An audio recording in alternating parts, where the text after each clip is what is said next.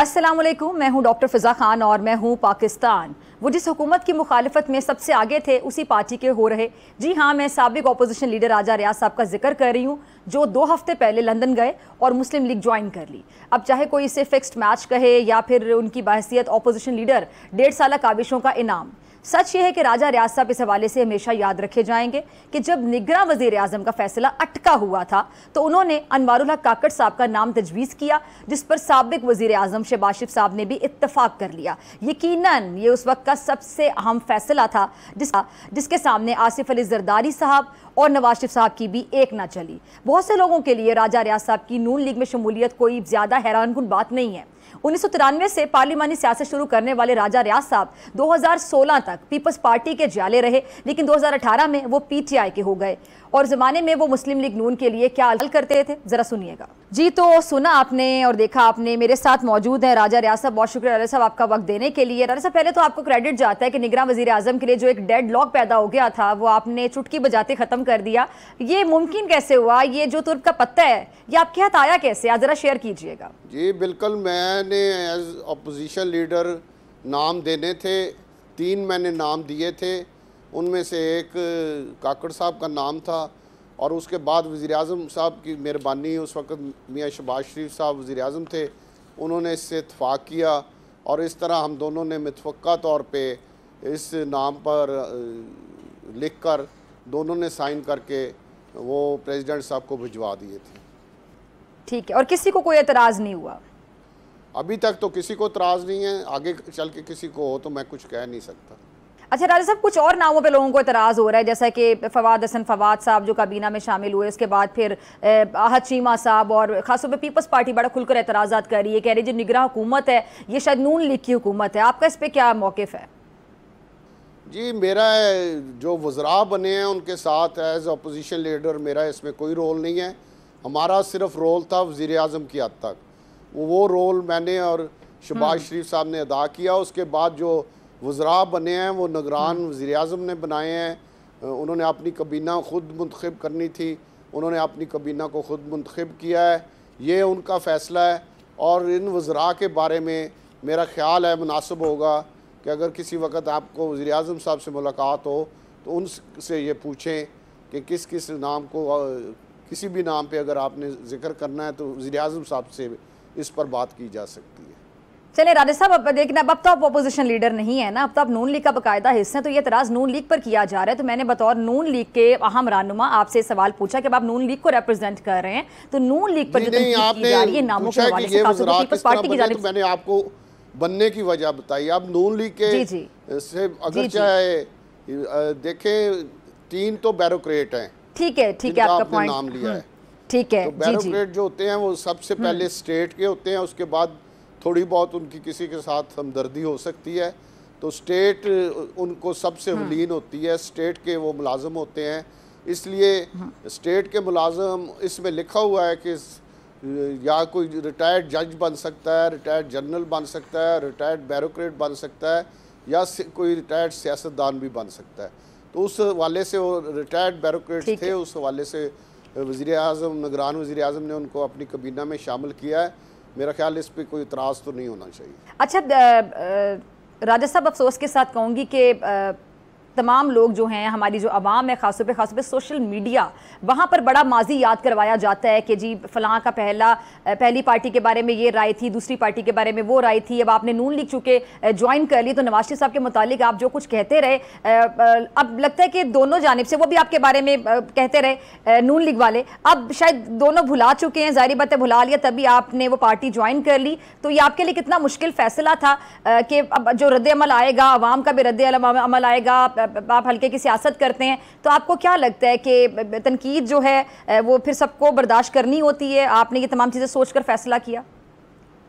जी, मैंने तो जब इमरान खान के ख़िलाफ़ तकरीबन हुकूमत बनने के 2 साल बाद उससे इख्तलाफ किया था और उस वक़्त भी मेरे पे बड़ी तनकीद हुई थी। मैं जहांगीर तरीन साहब पे जब इमरान खान ने एक झूठा मुकदमा दर्ज कराया था तो मैं उनके साथ खड़ा हो गया था और मैंने इमरान खान को कहा था कि आप गलत कर रहे हैं, आपके फ़ैसले गलत हैं, आप कुछ लोगों ने आपके गिर्द घेरा तंग किया हुआ है और आप अपने MNS को अहमियत नहीं देते, आप मशावरत नहीं करते, अपनी कबीना से मशावरत नहीं करते। तो मेरा तो उस वक्त से इख्तलाफ था, उस वक्त से PTI के लोग मेरे पे तनकीद करते थे। फिर जब मैंने अदम एतमाद में सबसे बढ़ चढ़ कर हिस्सा लिया, उस पर भी वो तनकीद करते थे।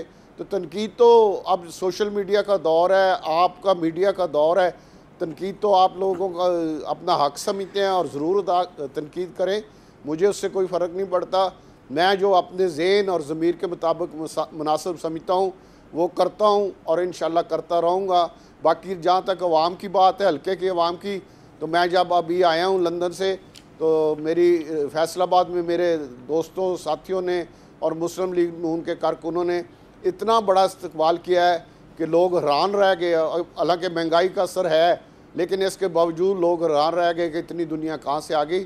तो लोगों की अगर खिदमत करें, अगर लोगों के साथ प्यार करें, लोगों को मुश्किल वक़्त में साथ खड़े हों, लोगों के मसाइल हल कराएं, ईमानदारी के साथ, नेक नीति के साथ, और उनके सिंसियरली काम करें, तो लोग आपके साथ खड़े होते हैं।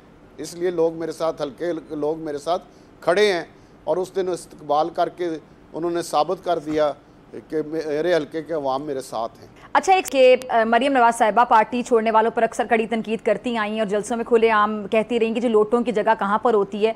खैर, मैं इस डिटेल में नहीं जाना चाहती, लेकिन मैं इससे रिलेटेड एक अहम सवाल ये उठाना चाहती हूँ राजा रियाज साहब कि जो लोटों की टर्म है, ये मुतारिफ सियासतदानों ने करवाई जलसों में कि फ़लाँ लोटा है, ये लोटा है। तो ये जो टर्म है या जो ट्रेंड है कि जी लोटे हैं जो पार्टी चेंज कर लेते हैं, कभी भी किसी का विजन चेंज हो सकता है, सबको हक है, सबको इख्तियार है। तो ये अब ये ट्रेंड खत्म होगा जो सेट कर दिया गया, या इस तरह के अल्फाज जो इस्तेमाल किए जाते हैं पार्टी चेंज करने वालों के लिए, क्या अब इस पर हाथ हल्का रखा जाएगा?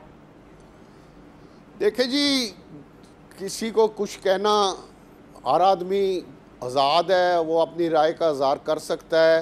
मैं तो जब भी मेरे ज़मीर ने मुनासिब समझा, मैंने अपने फ़ैसले किए हैं, आइंदा भी करता रहूँगा।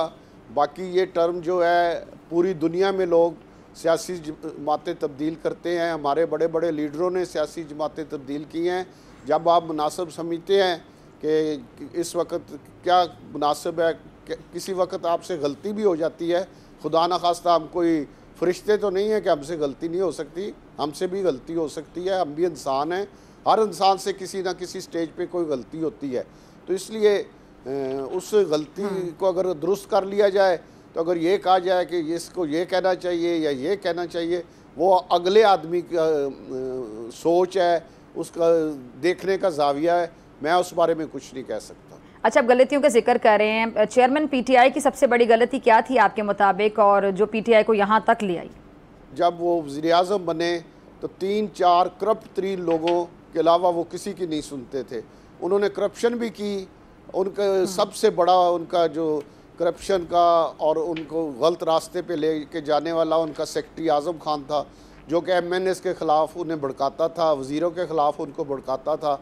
और मैंने इमरान खान को उनके सामने बैठ के कहा था कि खान साहब, जब आप नहीं होंगे ये सारे लोग आपको छोड़ के मुल्क से भाग जाएंगे।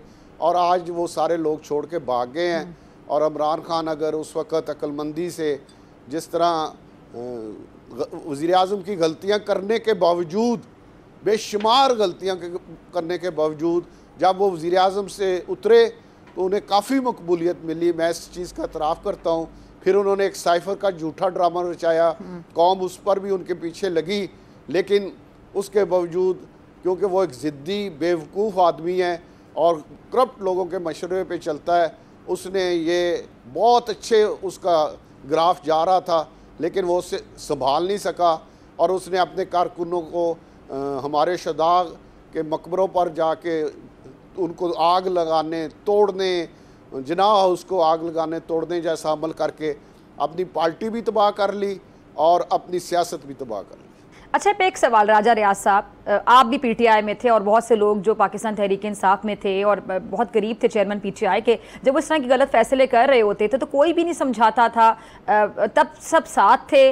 क्या मुफाद था साथ रहने का? मतलब पार्टी में रहते हुए भी तनकीद की जा सकती थी।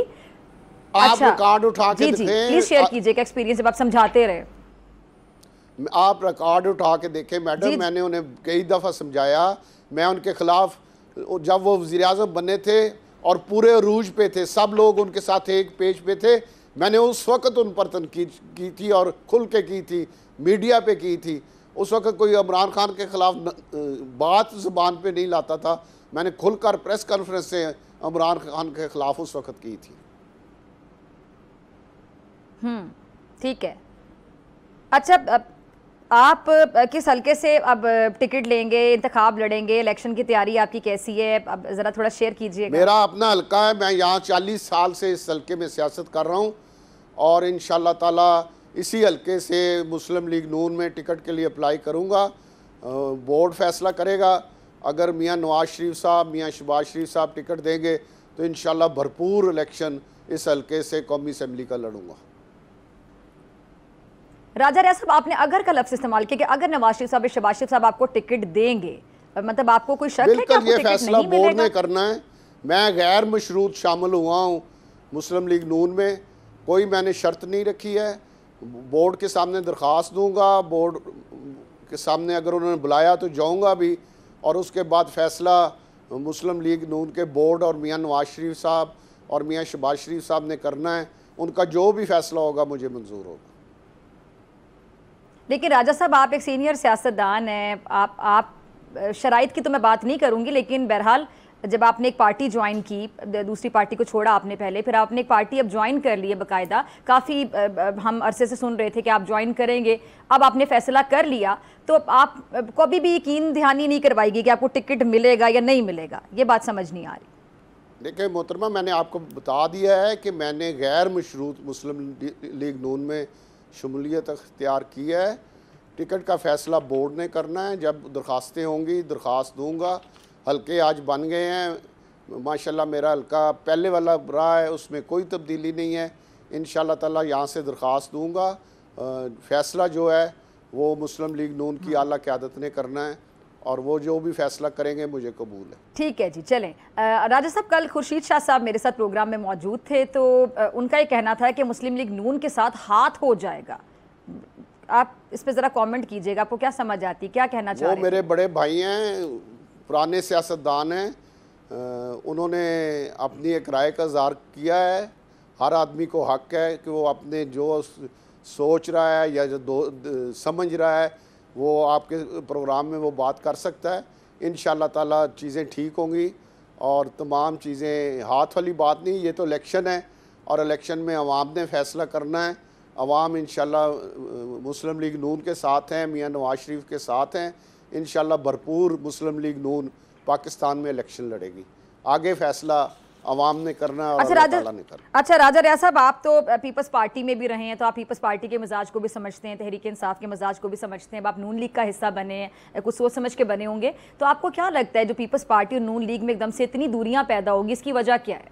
देखें, पहले वो एक इत्तेहाद में थे, PDM की हुकूमत में एक इत्तेहादी थे। अब उन्होंने बहुत सी जगह पे आमने सामने इलेक्शन लड़ने हैं। उनके कैंडिडेट भी होने हैं, मुस्लिम लीग नून के कैंडिडेट भी होने हैं। तो उसके लिए अगर आज कल वो एक दूसरे के ख़िलाफ़ बयान ना दें तो और क्या करें? अगर वो बयान देंगे तो फिर ही वो अपनी वोट बैंक को मुतहर्रिक कर सकते हैं या वोट बैंक को एक्टिव कर सकते हैं। तो ये एक सियासी अमल चल रहा है, इलेक्शन के दिन है। इस तरह के सियासी अमल हर जमात ने दूसरे के ख़िलाफ़ बयानबाजी करनी है और ये इन्हीं दिनों में होनी है। इलेक्शन के बाद फिर माहौल और हो जाता है। अब इलेक्शन नज़दीक आ रहे हैं तो माहौल और गर्म होगा, तलखी होगी। वोटर्स को अट्रैक्ट करने के लिए हर कोई अपना मंशूर बताएगा, हर कोई एक दूसरी जमात पे तनकीद करेगा। तो ये इलेक्शन का हिस्सा है और ये आगे चल के आपको और ज़्यादा होता नज़र आएगा। अच्छा राजा साहब, ये पीपल्स पार्टी बड़ी खुलकर तनकीद कर रही है और बड़ी बड़ी बातें कर रही है। ज़रा बड़ी बड़ी बातें होंगी, फिर सवाल भी होंगे, फिर जवाब भी पूछे जाएंगे आप लोगों से। वो कह रहे हैं कि जी जो PMLN है पीपल्स पार्टी के मुताबिक वो बंदोबस्त कर चुकी है। किस चीज़ का बंदोबस्त कर चुकी है? क्या तासुर देना चाहती है पीपल्स पार्टी नून लीग के बारे में? देखिए, ये तो आप किसी पीपल्स पार्टी वाले से पूछ सकती हैं, मुझे तो ऐसी उनसे भी पूछते हैं। कल खुर्शीद शाह साहब से बहुत कुछ पूछा जी, आपकी भी राय ले रहे हैं कि आपकी पार्टी का क्या मौक़िफ़ है, आप किस तरह देखते हैं इन बातों को? उन्होंने क्या कहा था? पीपल्स पार्टी काफ़ी अरसे से खुलकर तनकीद कर रही है। कभी लेवल प्लेइंग फील्ड ना होने का शिकवा direct chairman Peoples Party Bilawal साहब करते हैं, फिर नीचे जितनी भी उनकी जो सीनियर लीडरशिप है, जितने भी रहनुमा है, वो भी वक्तन फवक्तन हम देख रहे हैं कि गिले शिकवे कर रहे हैं। फिर आप लोगों पर तनकीद भी खुलकर हो रही है। फिर निगरान सेटअप के हवाले से कुछ नाम जिनका मैंने जिक्र भी किया, आपने क्लियर भी किया कि बतौर अपोजिशन लीडर आपका उसमें कोई किरदार नहीं था, वो हमें निगरान वजीर आजम से पूछना, हमें शहबाज शरीफ साहब या बाकी जो निगरान सेटअप उससे पूछना चाहिए। लेकिन जो तनकीद खुलकर हो रही है, चाहे उन नामों के हवाले से हो रही है और पीपल्स पार्टी तासुर दे रही है कि जो निगरान हुकूमत है वो नून लीग के करीब है, इन तमाम बातों पे आपकी पार्टी का मौकिफ क्या है, मैं ये जानना चाह रही हूँ। हाँ, मैं उसमें बताता हूँ कि पीपल्स पार्टी बड़ा अच्छा खेलने की कोशिश कर रही है। उन्होंने 1.5 साल हुकूमत भी कर ली है, उन्होंने 1.5 साल हुकूमत भी कर ली है पीपल्स पार्टी ने, और 1.5 साल में जो महंगाई हुई या जो लोग बिजली के बिल बढ़े या पेट्रोल की कीमतें हुई, वो सारा मलबा बड़े आराम से तरीके के साथ मुस्लिम लीग नून पे शिफ्ट करने की कोशिश कर रहे हैं। वो बड़ी स्मार्ट गेम कर रहे हैं, लेकिन ये इस तरह होगा नहीं, क्योंकि मुस्लिम लीग नून के साथ पीपल्स पार्टी भी इत्तेहादी जमात थी, उनके भी उतने वज़ीर थे जितने पीपल्स पार्टी मुस्लिम लीग नून के वज़ीर थे।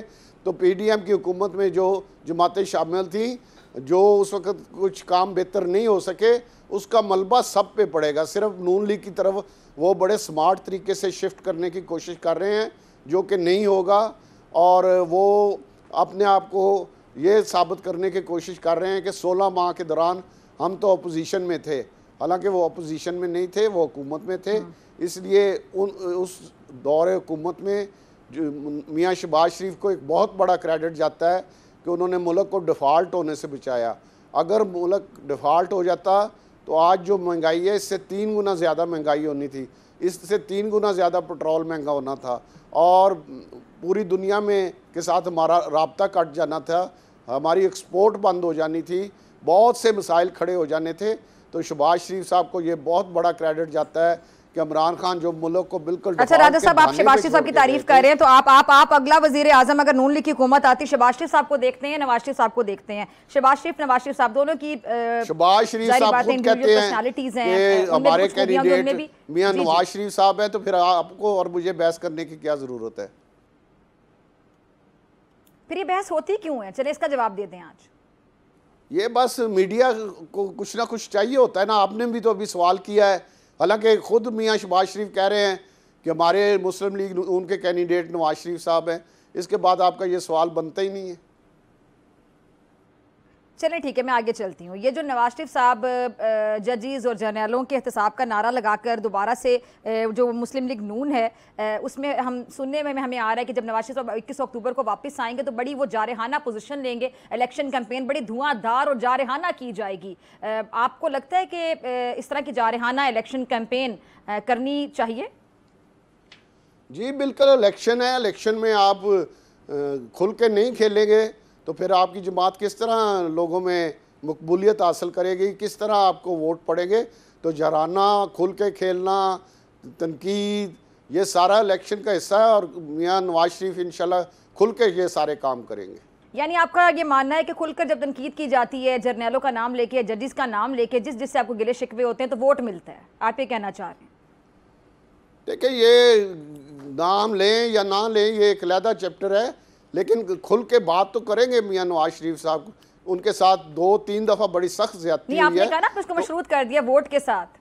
नहीं, उनके साथ बड़ी सख्त ज्यादती है, और अपने साथ होने वाली ज्यादती पे उनका पूरा राइट है कि वो बात कर सकें, क्योंकि उनके साथ एक दफ़ा नहीं 2-3 दफ़ा ज्यादती हुई है, और बड़ी सख्त ज्यादती हुई है। आज पूरी कौम मान रही है कि 2017 में जो उनको निकाला गया, उस वक्त मुल्क तरक्की कर रहा था, मोटरवेज बन रही थी, लोड शेडिंग ख़त्म हो गई थी, दहशतगर्दी ख़त्म हो गई थी, तो उस वक्त उनको एक साजिश के जरिए निकाला गया। इसमें तो आपको शक नहीं रह गया। ठीक है, अगर उनके साथ ज्यादती हुई है, ठीक है, आपकी बात से मैं अग्री करती हूँ कि किसी के साथ अगर ज्यादती होती है तो उसके दिल में जो भड़ास होती है वो फिर निकालता है। लेकिन फिर आपकी पार्टी में कुछ लोग उनको मशवरा देते हैं कि जारहाना जो पोजीशन है वो लेने की बजाय इतनी ज़्यादा आप इलेक्शन कैंपेन में धुआंधार नाम लेकर ये जो जारहाना तनकीदें ना कीजिए। ये खबरें फिर आप लोगों के ज़राए से ही आती हैं, और कि आपकी पार्टी में कुछ लोग इस तरफ हैं कि जी मुफाहमत की सियासत होनी चाहिए और कुछ लोग इस तरफ हैं कि जी ठीक है जारहाना किस्म की तकारीर और नाम ले के तनकीद की जाए। देखिए मोहतरमा, बात यह है कि पार्टी में हर किस्म की सोच के लोग होते हैं। वो अपनी राय जो वो बेहतर समझते होते हैं वो राय क़यादत को देते हैं। फैसला क़यादत ने करना होता है, फैसला मियां नवाज शरीफ साहब ने करना है कि उन्होंने क्या पोजीशन लेनी है, किस इशू पे बात करनी है, किस इशू पे बात नहीं करनी। ये राय देना पार्टी के अंदर हर आदमी का हक है और राय देनी चाहिए। और क़यादत को चाहिए। इलेक्शन कब हो जाएंगे? इलेक्शन मैंने कहा हुआ है कि फरवरी के 15 फरवरी के इर्द गिर्द इलेक्शन होंगे इंशाल्लाह। ठीक है, ठीक है, बहुत शुक्रिया जी। राजा रियाज साहब हमारे साथ मौजूद थे। नाज़रीन, आपसे मुलाकात शॉर्ट ब्रेक के बाद।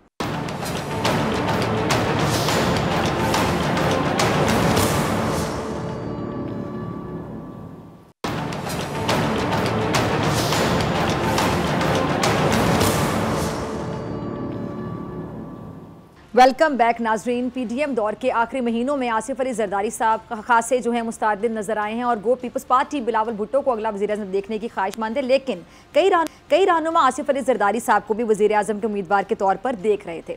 साबिक सदर ने कई बार लाहौर में बैठक लगाई जिसमें कभी सियासतदान तो कभी ताजिर और सरमायाकारों से मुलाकातें की। डिफ़ॉल्ट की जो चहमगोई हैं वो भी हुई और मईशत पर एक मईशतदान की तरह हम देख रहे थे कि बहुत ज़्यादा प्रेस कॉन्फ्रेंसेस भी करते दिखाई दिए। फिर दुबई में उनकी और नवाज शरीफ साहब की मुलाकातों की खबरें सुनी जिनमें निगरान सेटअप और पंजाब में सीट एडजस्टमेंट के जो मौज़ूआत हैं उनका चर्चा रहा। अच्छा, उन मुलाकातों की तस्दीक या तरदीद पार्टी ने नहीं की। फिर बाद में ये इतलात आई कि मुज़ाकरात नाकाम रहे और इन्हीं दिनों फिर बिलावल भुट्टो साहब ने इसहाक डार साहब की जो मुआशी पॉलिसीज़ हैं उन पर तनकीद शुरू कर दी और उनका नाम बतौर निगरां वज़ीर-ए-आज़म लिए जाने पर पार्टी का सख्त रद्द अमल भी सामने आया। फिर अगस्त में अचानक जो कुरा फाल है वो अनवारुल हक काकड़ साहब के नाम निकल आया जिस पर किसी को कोई एतराज़ नहीं हुआ। साबिक चीफ जस्टिस ने जाते जाते नैब तरमीम मुअत्तल की तो फिर जो हाई प्रोफाइल केसेस हैं उनका पिंडोरा बॉक्स जो है वो भी खुल गया।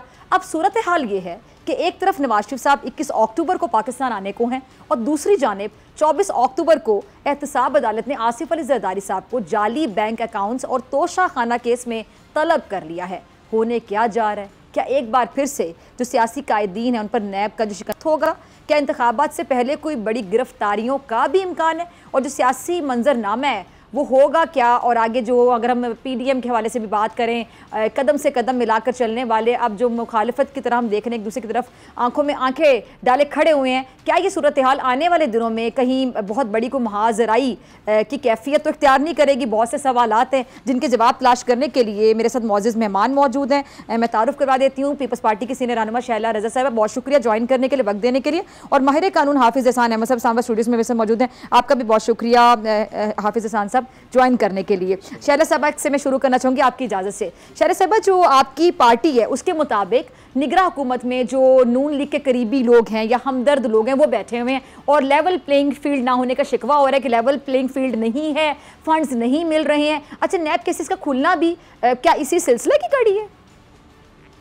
अच्छा देखिए, नैब केसेस जो हैं वो सिर्फ हम पे तो नहीं खुले ना, बाकी लोगों पे भी खुले हैं। आगे लोगों की एक आदत है कि उनसे जरदारी साहब की सियासत जब हजम नहीं होती, जब अपना वक्त उतना वक्त होता है तो सारे दौड़े दौड़े आते हैं, घुटने पकड़ते हैं सबरे, हर पार्टी के लोग दौड़े दौड़े आते हैं, अपने दर्द का इलाज भी उनसे लेते हैं।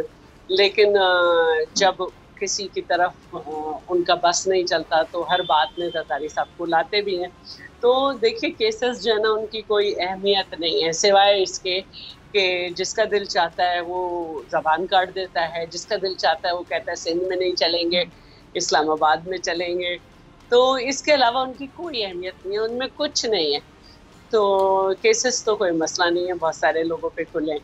अब रही बात लेवल प्लेइंग फील्ड की, तो ये मैं मुसलसल कह रही हूँ, चाहे सैफ साहब हों, चाहे उमर सैफ नामशहर, चाहे आहद चीमा हो या कोई भी हो, ये 7 नाम तो काफ़ी हैं जिसमें से 3 तो मुझे याद ही है कि वो ख़ासे अहमियत के लोग हैं, नून लीग के करीबी, और वो जो है इस वक्त फेडरल जो है काबीना में और पंजाब में बैठे हुए हैं।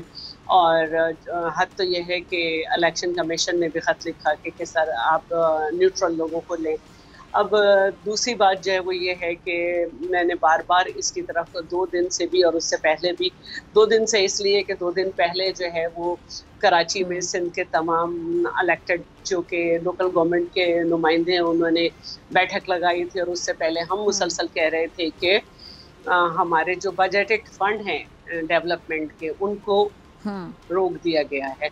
और यकीनन ये हमारे साथ हमारे तो कोई मसला नहीं है ना, मैं ठेकेदार हूँ, ना कोई और पार्टी का शख्स ठेकेदार है, ये आवाम के काम है जिनको होना है और होते रहना चाहिए, लेकिन उनको रोक दिया गया है। और सबसे मुश्किल बात जो है उसमें ये भी है कि 21 लाख ख़ानदान बेघर हुए थे, इसके अलावा कुछ तो और भी मसाइल हैं इलाके के भी डेवलपमेंट के, वो सब रुका हुआ है। दूसरी तरफ पंजाब में जो है वो ऑर्डिनेंस आ रहे हैं, यूनियन कमेटी बन रही है, यूनियन कमेटी में नून लीग के लोगों को डाला जा रहा है, और अब स्कीम का नाम बाकायदा है कि अब गांव चमकेंगे। तो भाई हमारे तो उजड़े पड़े हैं ना, हमारे तो बनने हैं, लोग बेघर हैं।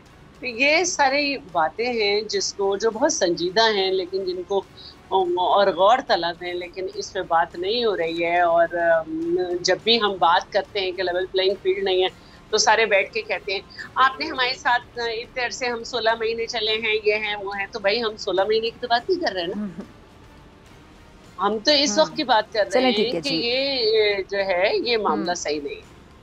दूसरी बात ये है ठीक है कि जाहिर है कि इलेक्शन होने हैं, लेकिन सिवाय पीपल्स पार्टी के कहीं से आवाज नहीं आ रही है, तो ये बात भी बहुत गलत है। ठीक है, इलेक्शन के हवाले से आप कह रही पीपल्स पार्टी के अलावा कहीं से आवाज़ नहीं आ रही। मैं आपकी तरफ आना चाहूँगी हाफिज़ साहब, आप उसमें कुछ ऐड करना चाहें वो भी कर सकते हैं। दूसरी बात ये, जो नैब तरामीम का लदम होने के बाद जिन सियासी रहनुमाओं के नाम इसमें शामिल हैं, तो क्या उनकी जो मुश्किलात है वो बढ़ रही हैं? क्योंकि वतन वापसी पर नवाज शरीफ साहब, शहबाज शरीफ समेत जो नून लीग के कई लीडर्स हैं उनको भी जो नैब मुकदमात है उसका सामना है, और यहाँ तक कहा जा रहा है कि शायद गिरफ्तारी भी हो सकती है। डॉक्टर साहब आपका बहुत शुक्रिया। अगर इस सारे कॉन्टेक्स्ट को लीगल कॉन्टेक्स्ट के अंदर देखा जाए और जो सुप्रीम कोर्ट की जजमेंट आई है उस कॉन्टेक्स्ट के अंदर देखा जाए तो मई 2022 के अंदर पार्लियामेंट ने कुछ अमेंडमेंट्स पास की। ये 27 के करीब अमेंडमेंट्स थी और उसमें 9 ऐसी मेजर अमेंडमेंट्स थी जिसके अंदर ये था कि आपने उसकी रिट्रोस्पेक्टिविटी भी बात की। उसके बाद ये है कि जो ऑफेंस की डेफिनेशन है उसको भी चेंज किया। उसके बाद जुरिस्डिक्शन का कैप था 500 मिलियन का, वो भी आपने लगाया। उसके बाद चेयरमैन नैब से भी मुतालिक थी, उसके बाद प्रोसिक्यूटर जनरल से मुतालिक, ये सारी आईं। और उसको बाद के अंदर पीटीआई के चेयरमैन ने चैलेंज कर दिया सुप्रीम कोर्ट ऑफ पाकिस्तान के अंदर। सुप्रीम कोर्ट ने उसके ऊपर 53 हेयरिंग्स की और उसके बाद जब चीफ जस्टिस का लास्ट दिन था तो उन्होंने वो फैसला किया और 27 में से जो 9 अमेंडमेंट्स थी उनको उन्होंने स्ट्राइक डाउन कर दिया ओनली ऑन द बेसिस कि जी ये पर्सन स्पेसिफिक है, रिट्रोस्पेक्टिविटी आ नहीं सकती और इस मुल्क के अंदर अकाउंटेबिलिटी की कंटिन्यूटी रहनी चाहिए। और इससे जो एडवांटेजेस आए हैं वो सारे के सारे उन्होंने ख़त्म किए। और उससे हुआ ये कि पाकिस्तान के अंदर जितने भी केसेस उस दौर के अंदर थे जो नैब ने वापस किए, जो सैकड़ों के हिसाब से केस वापस थे या इंक्वायरीज थी या इन्वेस्टिगेशन थी, because of the judgement of the Supreme Court वो सारी की सारी रिवाइव कर गई। यानी कि उनकी पोजीशन वो आ गई जो अमेंडमेंट होने से पहले की थी। वो चाहे किसी भी पॉलिटिकल पार्टी के हों, चाहे वो गवर्नमेंट सर्वेंट्स के हों, या वो ऐसे लोग थे जो नैब के सेक्शन 9 के अंदर या सेक्शन 2 के अंदर या सेक्शन 5 के अंदर जो लोग थे जिसमें प्ली बार्गेनिंग वाला भी था, वो सारे के सारे। अब इसके अंदर जो लीगल पोजीशन तो ये है कि after the judgement of the Supreme Court ये सारे के सारे केसेस जो हैं रिस्टोर हुए और उसमें ही आपने देखा कि नैब ने वो सारे केसेस जो हैं वो वापस भिजवाए हैं नैब कोर्ट्स को, जो कंसर्न कोर्ट्स थी, और उन कंसर्न कोर्ट्स ने अपने जो है वो समन्स जो है वो इशू किए हैं।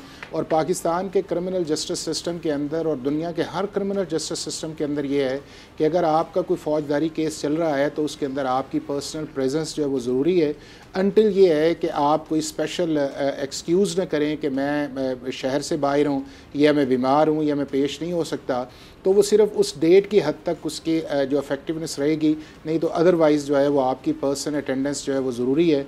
और आपने देखा है कि मुख्तलिफ जो लोग थे जो जिनको एडवांटेज मिला था या नैब कोर्ट ने जुरिस्डिक्शन की वजह से वो केसेस भिजवाए थे और अब वापस आए हैं तो उन्होंने नोटिस वो जारी किए हैं। लेकिन इसका जो बुनियादी चीज़ आएगी वो ये आएगी कि इसके अंदर जो स्पीड अभी तो सिर्फ प्रोसेस के अंदर जारी है।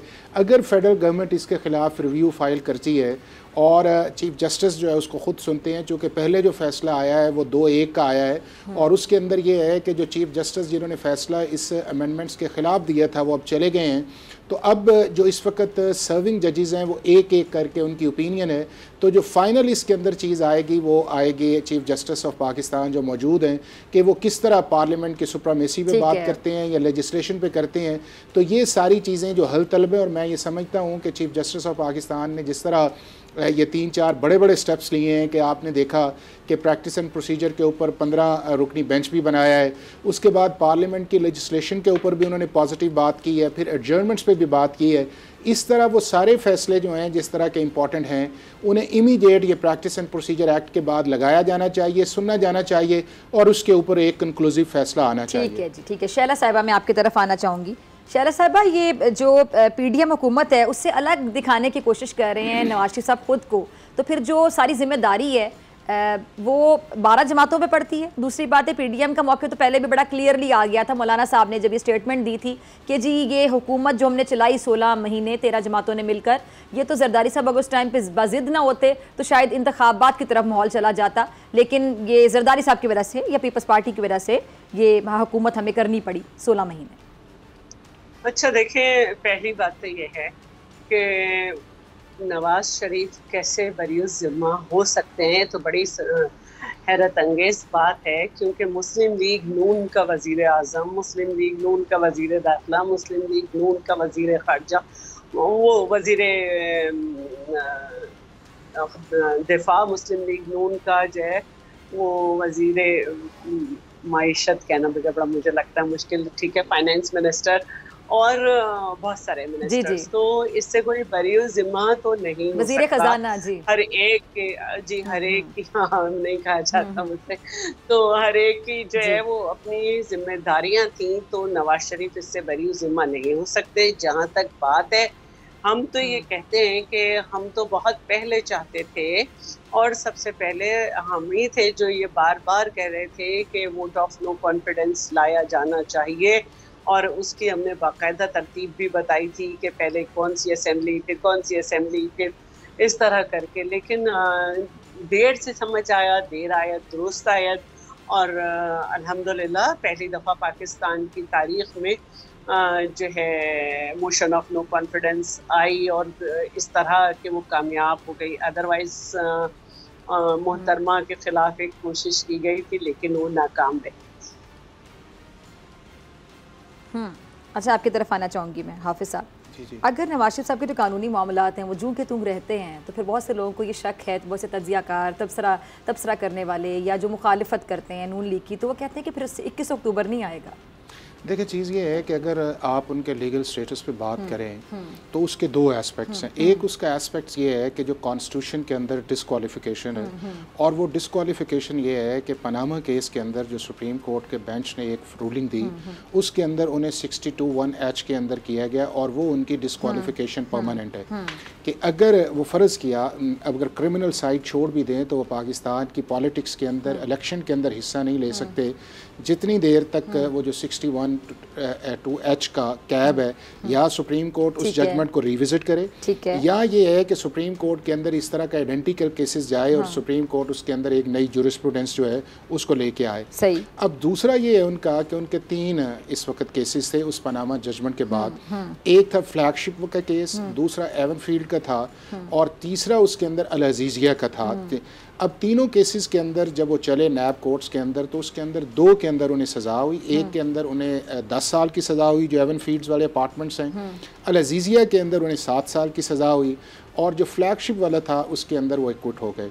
अब जो अल अजीजिया वाला मामला जब हाई कोर्ट के अंदर गया तो वो जो जजमेंट थी उसको सस्पेंड कर दिया गया, लेकिन जो आपका एवन फील्ड वाला था वो आज तक उस तरह इंटैक्ट है। अब इस दौरान हुआ ये कि मियाँ साहब ने एक एप्लीकेशन फ़ाइल की कि मुझे पिंडी से डयाला से लाहौर शिफ्ट कर दिया जाए, मेरा घर उधर है। नैब कोर्ट ने उस एप्लीकेशन को एक्सेप्ट किया, और फिर उसके बाद आपने देखा कि 2019 के अंदर जो है वो मेडिकल ग्राउंड्स के ऊपर एक पटिशन जो है लाहौर हाई कोर्ट के अंदर फ़ाइल की, जो एक एक्स्ट्रा ऑर्डिनरी था कि ना वो पंजाब हुकूमत के मुलज़म थे या मुजरम थे, ना ही वो इस लाहौर हाई कोर्ट के अंदर उनका कोई केस था, बल्कि वो इस्लामाबाद हाई कोर्ट या नैब कोर्ट्स थी, उनको एक एक्स्ट्रा ऑर्डिनरी रिलीफ दिया गया और वो 6 हफ्ते के लिए बाहर गए, और उसके बाद आपने देखा है कि कुछ बाद उनकी रिपोर्ट्स भी आई, उसके बाद नहीं आई। अब प्रोपोजिशन ये है उसके अंदर जो है कि इस वक्त मियाँ साहब जो कानून की नज़र जो हैं वो उनका दर्जा जो है वो एक कन्विक्टेड का है, और अगर वो पाकिस्तान के अंदर आते हैं तो अगर तो वो सज़ा ना हुई होती तो वो प्रोटेक्टिव बेल भी करवा सकते थे। उसके बाद ये है कि वो प्री अरेस्ट भी करवा सकते। अब उन्हें सज़ा हुई है तो सबसे पहले इंपॉर्टेंट ये होगा कि वो अपने आप को कोर्ट के सामने सरेंडर करेंगे, उनको गिरफ्तार किया जाएगा। देखें ये है कि 2 चीज़ें हैं। एक चीज़ ये है कि उनके जो हैं परमानेंट जो हैं वारंट्स जो हैं वो इशू हुए हैं और उनको प्रोक्लेमेशन जो है वो इस्लामाबाद हाई कोर्ट ने किया हुआ है। अब ये है कि अगर नैब जो है जो जहाँ पे उनके सज़ा हुई थी वहाँ के ऊपर एक एप्लीकेशन आ जाती है, नैब दे देता है जिस तरह केसेस को रिवाइव हैं, तो उसके अंदर ये है कि अगर वो पाकिस्तान आएंगे तो उनको अरेस्ट भी किया जा सकता है, यानी कि उनको अपनी सरेंडर से पहले भी अरेस्ट किया जा सकता है। दूसरी सूरत ये है कि वो खुद आके उस इस्लामाबाद हाई कोर्ट के आगे सरेंडर करेंगे या नैब कोर्ट के आगे, और उसके बाद ये है कि वो अपने केसेस को फॉलो करेंगे कि या वो सस्पेंशन ऑफ सेंटेंस के लिए जाएंगे या वो ये कहेंगे कि मेरे केसेस को जो है वो अपील के तौर पे सुना जाए और उस पर फैसला किया जाए। और उस सिचुएशन के अंदर अगर उनके हक में फैसला आता है तो हो सकता है कि नैब सुप्रीम कोर्ट के अंदर जाए, और अगर उनके खिलाफ आता है तो मामला फिर सुप्रीम कोर्ट ऑफ पाकिस्तान के अंदर जाएगा।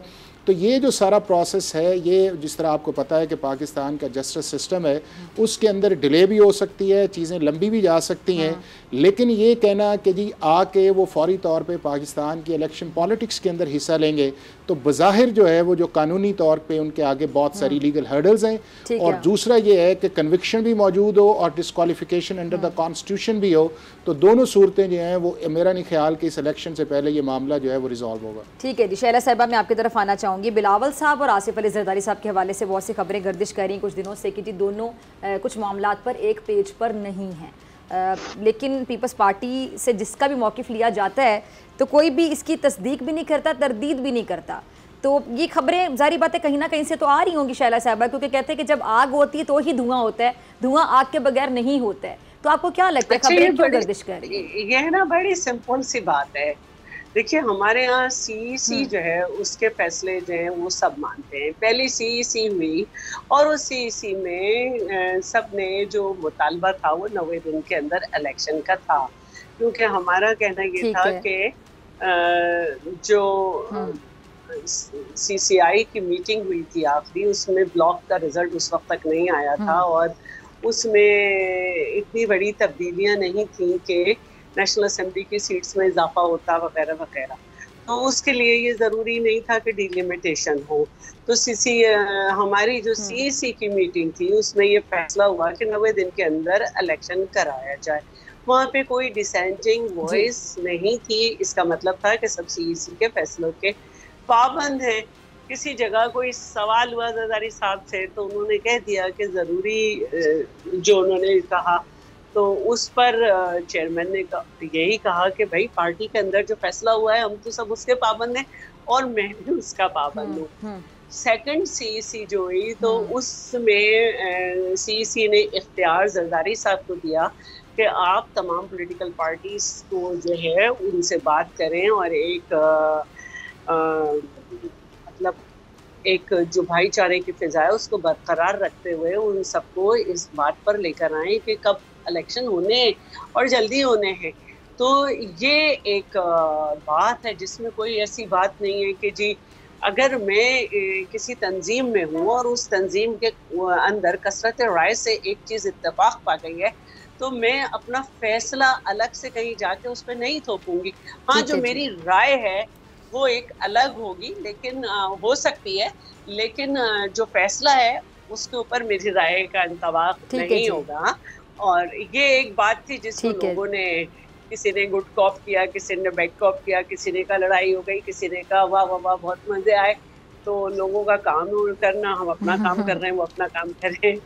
ठीक है जी, शहला रज़ा साहिबा और हाफिज़ एहसान अहमद साहब, आप दोनों के वक्त का बहुत शुक्रिया और इसी के साथ मुझे दीजिए इजाज़त। आपसे मुलाकात होगी इंशाल्लाह कल सेम टाइम सेम चैनल। अगर ज़िंदगी ने वफ़ा की, दुआओं में याद रखिएगा, अपना बहुत ख्याल रखिएगा। अल्लाह निगहबान।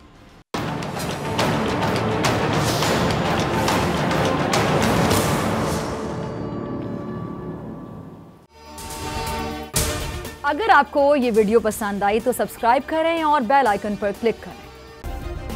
सब्सक्राइब करें और बेल दबाएं ताकि कोई खबर रह न जाए।